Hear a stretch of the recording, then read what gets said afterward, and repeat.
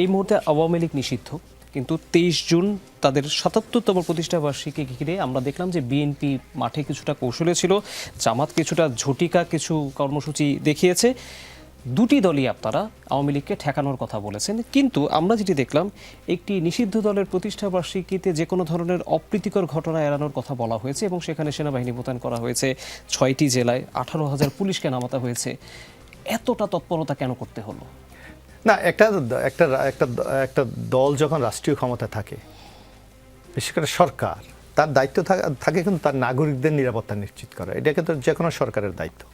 আমার মনে হয় সরকার, এর আগে আমরা গোপালগঞ্জে একটা ইনসিডেন্ট দেখেছিলাম, কিন্তু আমরা এনসিবির মিছিলের উপর হামলা করেছিল এবং এনসিবির নেতৃবৃন্দকে কীভাবে হেনস্থা করেছিল আমরা সেটা দেখেছিলাম। সরকার হয়তো সেই ধরনের পরিস্থিতির মুখোমুখি হতে চায়নি, যার জন্য আগে থেকে সে একটা প্রিভেন্টিভ অ্যাকশন সে আগে নিয়ে রেখেছে। তবে আমি ব্যক্তিগতভাবে মনে করি বাংলাদেশে আওয়ামী লীগ এখন রাজনীতি করার মতো সেই সক্ষমতা আওয়ামী লীগের নেই। এটা নিয়ে আমাদের হয়তো আমরা অতি বেশি সতর্ক ছিলাম, কিন্তু আমি ব্যক্তিগত ওই দিন রাত্রে আমি অনেকগুলো টকশোতে বলেছিলাম যে আওয়ামী লীগের বর্তমান বাংলাদেশে এই ধরনের পরিস্থিতি তৈরি করার কোনো সক্ষমতা নেই। কারণ যেই দলটি 2000 লোককে হত্যা করেছে, যে দলটি 15 বছর রাজনীতিকে নির্বাসনে পাঠিয়েছে, যে দলটি গুমের মাধ্যমে প্রায় 3-4 হাজার লোককে হত্যা করেছে, যে দলটি আয়নাঘর তৈরি করেছে, যে দলটি অর্থনৈতিকভাবে বাংলাদেশকে একটি ভঙ্গুর অবস্থা তৈরি করেছে, সেই দল আবার বাংলাদেশে এসে মানুষের কাছে রাজনীতি করবে, এইটা আপাতত ভাবার কোনো সুযোগ আমাদের নাই। তারা তো তৎপর হচ্ছে, তারা তো তৎপর হবার এখন সোশ্যাল মিডিয়ার যুগ।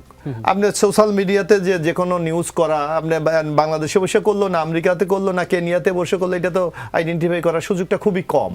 এবং আমাদের দেশের মানুষ দেখবেন এই যে সোশ্যাল মিডিয়া, আমি শিশির ভাই হয়তো আমরা অনেকটা হয়তো বুঝতে পারি, কিন্তু আপনার গ্রামগঞ্জে প্রত্যন্ত অনেক লোক আছে, তারা যে কোনো একটা ভিডিও দেখলে বা একটা ছাপার অক্ষর দেখলেই তারা অনেকটা বিশ্বাস করে, কারণ সেই ধরনের এখনো সচেতনতা তাদের মধ্যে আসে নাই। হয়তো মানুষের মধ্যে কিছুটা টেন্স কাজ করেছে, যার জন্য সরকার ব্যবস্থা নিয়েছে। আমি মনে করি the right step against the Awami লীগের অ্যাক্টিভিটিসের বিরুদ্ধে।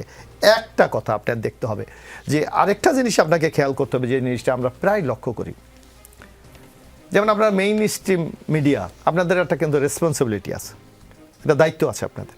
কিন্তু বাংলাদেশে আনাচে কানাচে এত বেশি অনলাইন মিডিয়া, ফেসবুক মিডিয়া, এই মিডিয়া এমন নিউজ করে যেগুলো জনমতে কিন্তু একটা মারাত্মক পেনিক তৈরি করে। এখন এটা কন্ট্রোলের তো অনেক সুযোগ নাই, যার জন্য দেখবেন আপনি অনেক সময় এমন কিছু নিউজ হয় এবং যেগুলিতে যারা বোঝে না তারা এমনভাবে শেয়ার করে যে জনমতে একটা এমন গুজব তৈরি হয় যারা মানুষের মধ্যে একটা অস্বস্তি নিয়ে আসে। জনাব মোশাররফ, আপনি যেহেতু গণমাধ্যমের প্রসঙ্গটি আনলেন, এই প্রশ্নটা আমি এই মুহূর্তে করে ফেলতে চাই। দুজনকে আমি প্রশ্নটা করবো এবং আমার বলতে পারেন আমার কিছুটা আক্ষেপও আছে। সেটা কি, গত 1 মাসে 55 জন সাংবাদিক হামলা, মামলা, হুমকির শিকার হয়েছেন। পাবনা ও লালমনিরহাটে বিএনপি নেতাকর্মীদের হাতে 3 জন, নরসিংদীতে যুবদল নেতার মারধরে 2 জন, বরিশালে স্বেচ্ছাসেবক দলের হামলায় 1 জন আক্রান্ত হয়েছেন।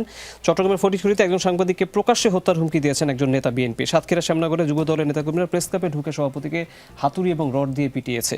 সাংবাদিকদের উপর এত এত রাগ কেন বিএনপির?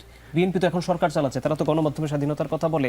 আপনি বলছেন সাংবাদিক বা সংবাদকে কন্ট্রোল করা যাচ্ছে না, আপনারা কি তাহলে কন্ট্রোল করতে যাচ্ছেন? কন্ট্রোল না, আমি বলছি আপনি সত্য নিউজটা দেন, আমার কোনো আপত্তি নেই। এখন আপনি যদি বলেন যে এই এখন আপনি অনুষ্ঠান চলে হলো, ধরেন এমন যদি কেউ নিউজ করে যাতে আমাদের মধ্যে যে কোনো তর্ক বিতর্ক বা পাল্টা যুক্তি হতে পারে। এখন যদি আপনার একটা মিডিয়া ছিলেন যে যমুনা টিভির টক শোতে শিশিরমণি এবং সর্বশেষের মধ্যে ব্যাপক বাকযুদ্ধ, হোয়াট ইজ দ্য নিউজ? জনগণের কাছে মেসেজটা কি যাচ্ছে? এই জায়গাগুলিকে আমরা বলছি যে এখানে কিভাবে রিপেয়ার করা যায়, সেই জিনিসগুলি চিন্তা করতে হবে। আমি আপনি যে নিউজগুলি কথা বলেছেন আমি একটাও সমর্থন করি না, বরং আমি মনে করি মিডিয়াকে একেবারে স্বাধীনভাবে কাজ করতে দেওয়া উচিত। কিন্তু আপনি দেখতে হবে যে এরা রিয়েলি সাংবাদিক না এরা নানা ক্ষেত্রে মানে প্যানিক সৃষ্টি করে, এটাও আপনাকে দেখতে হবে। কারণ আপনার যমুনা টেলিভিশন, আপনার আইডেন্টিটি আছে, দেশে একটা সারা দেশব্যাপী আপনার একটা পরিচিতি আছে, আপনার একটা দায়বদ্ধতা আছে। মফস্বলের আমি তো বরিশাল বিভাগের লোক, বরিশাল শহরে মিনিমাম ডেইলি পত্রিকা আছে 70 থেকে 80টা। কাজটা আক্রান্ত করে তো কোনো সমাধান হচ্ছে না। কিন্তু এই জায়গায় আপনাদেরও যেমন চিন্তা করতে হবে, আমাদেরকেও চিন্তা করতে হবে যে এই জায়গাগুলিকে কিভাবে আমরা একটা জায়গায় নিয়ে যাওয়া যায়।